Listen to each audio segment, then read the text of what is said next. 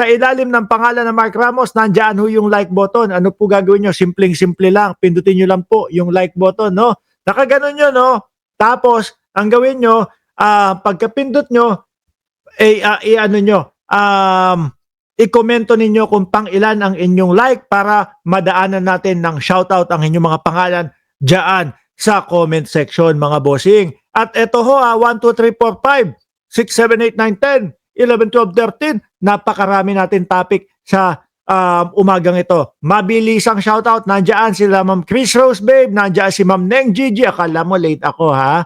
Oh, andiyan si Joel Q. Nasaresa po, si Music Story, si Sultan, si Gloria Ramos, si Virgie Badiola, 6457 Walter, si Albatros Hanagashi, o nandiyan din sa taas si Ricardo Reyes, si PRRD.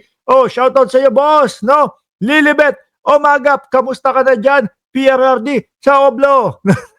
Si Nena Purigay, at sino pa? Yung buong Ceresa Force family, at tsaka yung BMB family. Yan, lagi ho yan dito sa ating channel, mga bossing. Ngayon, no, umpisahan na ho natin ito dahil madami ho ito, mga kababayan, eh. No? Umpisahan ho natin, mga bossing, doon sa PCO. Nako, interview dito, alam nyo kung ano ang lagay ngayon ng Malacanang. Dahil ho, mga kababayan, talagang ang kinakalaban po ng Malacanang, ang kinakalaban po ng gobyerno ni Pangulong Bongbong Marcos, hindi lang po yung mga simpleng tao na mga kagaya natin. Mabibigat ho, mga bossing, mga senador, mga congressman, at iba-iba pa po. O eto ho, mga kababayan, pakinggan ho natin yung panayam kay Secretary Dave. Dave Gomez, Sec, magandang hapon po, Peter at Rica, kasama ninyo. Magandang hapon naman, Peter, Rica, at salamat sa pag-imbita. Secretary Dave, kami po ang magpapasalamat. I think this is our first time together dito po sa sa DZMM. Na kami ni Rica ang nakaupo. So, let me start by saying na ang talagang nag-expose nung korupsyon na pinag-uusapan at ngayon ay wala pong iba kundi si Pangulong Bongbong Marcos, mga kababayan. Alam po nating lahat yan, no? Walang iba kundi si Pangulong Bongbong Marcos. Gonggong na lang ho ang magsasabi na si Pangulong Bongbong Marcos ang mastermind sa ganyan, o mastermind doon sa flood control, o mastermind doon sa mga ghost project. Samantalang ito, kitang-kita ho natin lahat, mga kababayan. At hindi bubuksan ni Pangulong Bongbong Marcos siyang usapin na tungkol po sa mga ghost project na yan kung isa siya doon sa talagang gumagawa ng kalokohan dyan. Di ho ba, mga kababayan? Randy Gorospe at Dante Corsega. mayanig sa buong bayan ay ang Pangulong Bongbong Marcos mismo, Hulyo at 28 during his State of the Nation address. Ang mga nangyayari po ngayon, how is Malacanang seeing it? Ano sabi ni Pangulong Bongbong Marcos doon? Mahiya naman kayo. Ano po ang mood sa Malacanang ngayon? Narinig natin ang Pangulo nung huling ulat niya, Peter, at sabi nga niya na sinumulan ko ito at tatapusin ko ito. Ang Pangulo natin, hindi siya kukurap sa kahit anong mangyari. Tuloy-tuloy lang ang trabaho natin na panagutin ang dapat managot, bawiin ang mga ninakaw na yaman, at reformahin ang ating sistema. So, Saka mga bossing, ito kung titignan ho nating maigi, hindi po basta-basta yung mga tao. 'Di ba?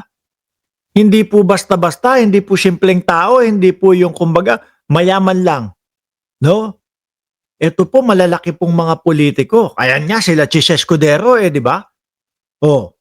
Si Chis Escudero, si Bus Jewel Villanueva, si Bungo, lahat ng madadaanan at lahat ng ituturo, mga bossing, nung investigasyon at nung mga ebidensya. Di ba Kimi Barrera at Monina Santos? tuloy yan, hindi kukurap ang Pangulo hanggat Wala, tingin ko walang aatrasan.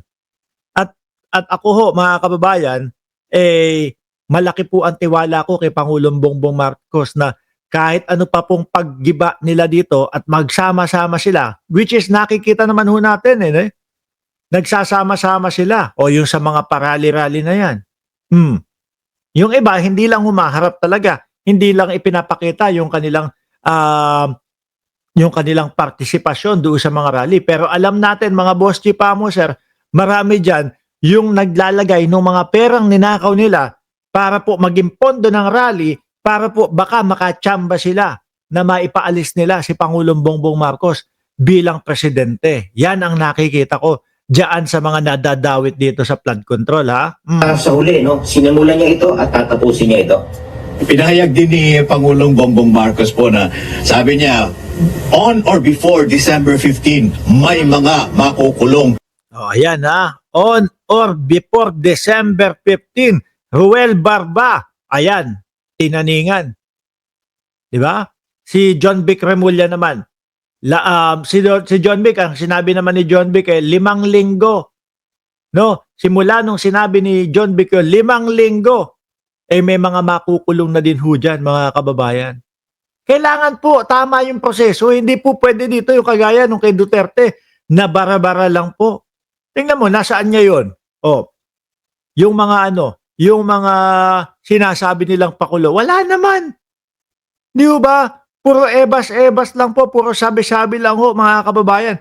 Biruin mo, kayo nga mga DDS, 6 na taong kayong nag-antay, wala namang nangyari. Ni isa walang naipakulong ang dating Pangulong Duterte. Tapos ito, 3 buwang investigasyon ni Pangulong Bongbong Marcos. Ang tanging gayunin at gustong gawin ay makakuha ng sapat ng ebidensya para kapag inilapat yung kaso, rektahan, walang lalabas talaga. Yun ang gusto, puliduhin ho, mga bossing. Di ba? Dahil pwede dito. Yung tipo bang bara-bara tapos wala. At the end of the year of, o kaya end nung termino ni Pangulong Bongbong Marcos, laya din, labas din. Hindi. Gusto panagutin talaga lahat. Di ba? At wala na silang Merry Christmas. Are we on track towards fulfilling that? 1 linggo matapos sabihin ng Pangulo yan, nakita natin na naglabasan na yung mga arrest warrants, no? Kasama yung kay Saldico at may mga nahuli na at nakakulong na as we speak. Ngayon, 1 kaso pa lang yun. Alam natin na napakaraming kaso. Ang iniimbestigahan ngayon ng ICI. Ngayon, mga kababayan, alisin ko muna si Secretary Dave, ha? Hindi, sige, mamaya na. Ngayon, ang nakakatakot dito is, syempre, nauulinigan na nila yan. Ramdam na nila na maliligwak sila. Baka makatakas. No, baka makatakas ho, mga bossing. Baka magsialisan. Pero tingin ko naman ho, ang ginagawa po, no, lalo na nila John Vic Remulla, minamanmanan na yan eh. Tinitignan na bawat mga kilos niyan eh. No, sinusundan na ho yung mga yan, mga boss Chipamo, sir. Lalo na, Desyembre 1 na ho ngayon. Ay, nako, panigurado po. No, na talagang susundan na yung mga yan nila John ng mga ni John Vic Remulla, mga bossing, at talagang mukhang malabong mag Merry Christmas sa bahay nila etong mga tao na ito, mga bossing.